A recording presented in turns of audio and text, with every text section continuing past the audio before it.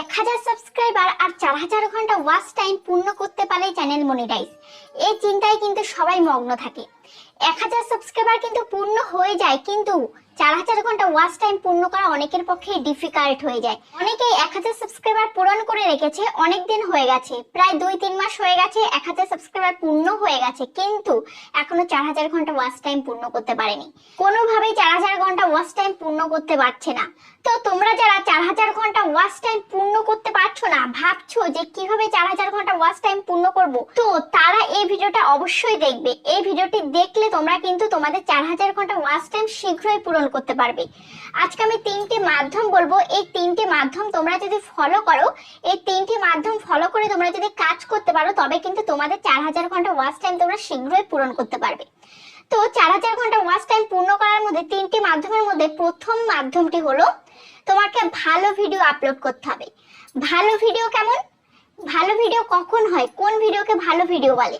একটা ভালো ভিডিও তৈরি করতে গেলে ভালো কন্টেন্টের প্রয়োজন হয়, তারপরে ভালো ক্যামেরা কোয়ালিটি হতে হবে, একটু ক্যামেরা কোয়ালিটিটা ভালো হতে হবে, তারপরে তোমার সাউন্ড কোয়ালিটিটা ভালো হতে হবে, তোমার এডিটিংটা ভালো হতে হবে। এইগুলো সবকিছু যখন মিলিয়ে মিশিয়ে ভালো হবে, তখন সেটাকে বলা হবে একটা ভালো ভিডিও। ঠিক আছে? তো তোমাকে ভালো ভিডিও আপলোড করতে হবে। যদি ভালো ভিডিও আপলোড করো, তবেই অডিয়েন্স তোমার ভিডিওটা পুরোটা দেখবে। আর যদি ভালো ভিডিও তুমি আপলোড না করো, তাহলে তুমি যতই ভিডিও আপলোড করে যাও না কেন, তুমি সারা জীবন ভিডিও আপলোড করলেও তোমার 4000 ঘন্টা পূর্ণ হবে না। কারণ অডিয়েন্সরা যখনই তোমার ভিডিওতে ক্লিক করবে, ক্লিক করার পর যখন তোমার ভিডিওটা স্টার্ট হবে, স্টার্ট হওয়ার 2-3 সেকেন্ড দেখেই স্ক্রল করে বেরিয়ে যাবে, স্কিপ করে বেরিয়ে যাবে। কারণ তোমার ভিডিওটার কোয়ালিটি ভালো না, ভিডিওর টপিক ভালো না, ভিডিওর এডিটিং ভালো না, ভিডিওর সাউন্ড ভালো না, কিছুই ভালো না। তাই অডিয়েন্সরা কেন দেখবে তোমার ভিডিও? তোমার ভিডিওটা যদি দেখতে ভালো লাগে, তবেই না অডিয়েন্স দেখবে তোমার ভিডিও। যদি তোমার ভিডিওটা ভালোই না লাগে, তাহলে কেন, কিসের জন্য টাইমটা নষ্ট করবে? তাই তোমাকে তোমার ভিডিওতে টার্গেট রাখতে হবে যে সবার প্রথমে ভিউস আনার, তবেই তোমার 4000 ঘন্টা তুমি পূর্ণ করতে পারবে। ঠিক আছে? তোমাকে টার্গেট রাখতে হবে যে অডিয়েন্সকে তোমার ভিডিওতে আনার, যে অডিয়েন্সকে তোমাকে ধরে রাখার ক্ষমতাটা করতে হবে। তুমি যদি অডিয়েন্সকে ধরে রাখতে পারো, তবেই কিন্তু 4000 ঘন্টা ওয়াচ টাইম পূর্ণ হবে।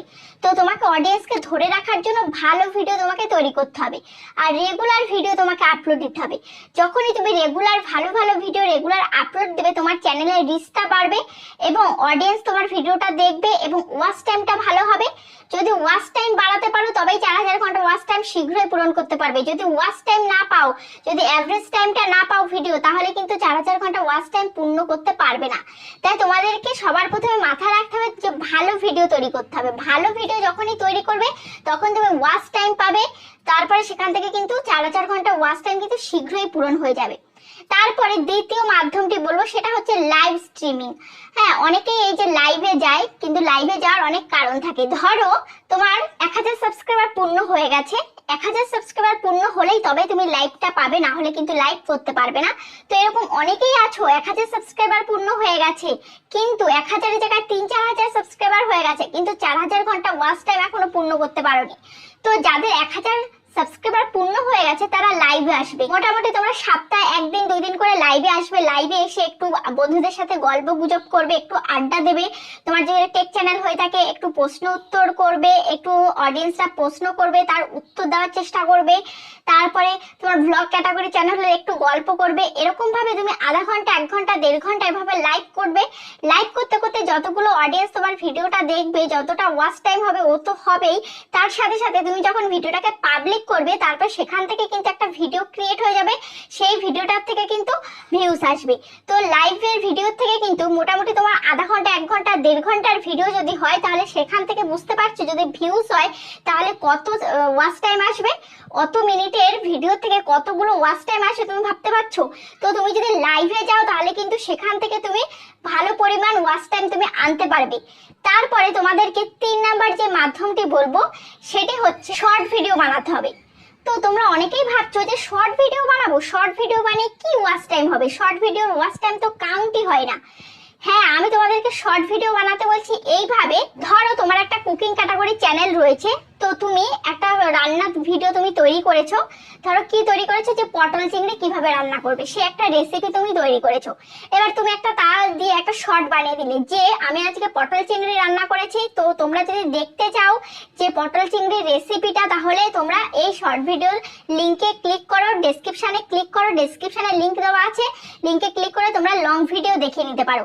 তো এরকম ভাবে তোমার শর্ট ভিডিওটাই কিন্তু ভিউস আসবে।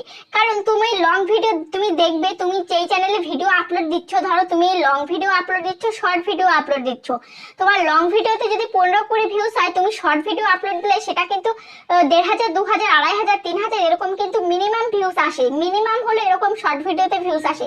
তো তোমার একটা ভিডিও যদি 3000 ভিউস হয় শর্ট ভিডিওতে, সেখান থেকে যদি 1500 লোকও তোমার লং ভিডিওতে আসে, তাহলে কিন্তু সেখান থেকে কিন্তু তোমার ভিডিওতে ওয়াচ টাইম আসবে, ভিডিওতে ভিউস হবে, ভিউস হলে ওয়াচ টাইম আসবে। আশা করি বুঝতে পেরেছো। তো এভাবে তোমরা যদি একটা শর্ট ভিডিওর মাধ্যমে তোমরা বলে দাও যে আমার ডেসক্রিপশনে ভিডিওর লিংক দেওয়া আছে, লিংকে ক্লিক করে তোমরা লং ভিডিওটি দেখে নাও, এরকম ভাবে তোমাদেরকে বলে দিতে হবে। এরকম ভাবে যদি বলতে পারো তবেই তোমরা অডিয়েন্সকে আনতে পারবে। ধরো তোমার ইউটিউব তোমার ভিডিওকে প্রমোট করছে না, কিন্তু তোমাকেই তোমার ভিডিওকে প্রমোট করতে হবে। এটা যদি করতে পারো, এই যে 3টি মাধ্যম যে বললাম, এই 3টি মাধ্যম যদি করতে পারো, 3টি মাধ্যম যদি সঠিকভাবে তোমাদের ভিডিওতে তোমরা করতে পারো, চ্যানেলে করতে পারো, তবে কিন্তু 4000 ঘন্টা ওয়াচ টাইম কিন্তু শীঘ্রই পূর্ণ হয়ে যাবে। হ্যাঁ বন্ধুরা, 4000 ঘন্টা ওয়াচ টাইম কিন্তু শীঘ্রই পূর্ণ হয়ে যাবে। তোমরা কিন্তু 4000 ঘন্টা ওয়াচ টাইম মাত্র কিছু দিনের মধ্যে, মাত্র 15-20 দিনের মধ্যে কিন্তু কমপ্লিট করে ফেলতে পারবে। আমি 15-20 দিনটা কিন্তু অনেকটাই বেশি বলে দিয়েছি, ঠিক আছে? এই 15-20 দিনের মধ্যে কিন্তু পারবেই পারবে, এই 3টি মাধ্যম যদি তোমরা ফলো করো। তো আশা করি বুঝতে পেরেছো। ভিডিওটি কেমন লেগেছে অবশ্যই কমেন্টে জানাবে। আজ তাহলে এ পর্যন্তই, আবার দেখা হবে নেক্সট ভিডিওতে।